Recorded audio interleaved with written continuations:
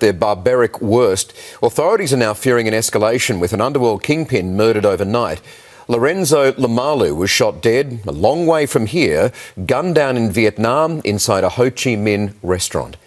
Police believe he's been pulling the strings of Sydney's so-called coconut cartel after a falling out with rivals, the Almedines.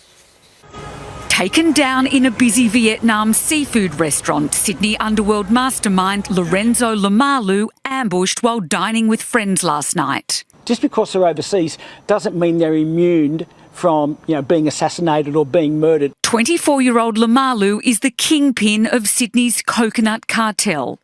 You in the coconut cartel. I'm at the windows, lad. The coconut cartel is a violent criminal organisation that are involved in crime for hire. The gang publicly declared war on the Almedines in January. Coconut cartel on top.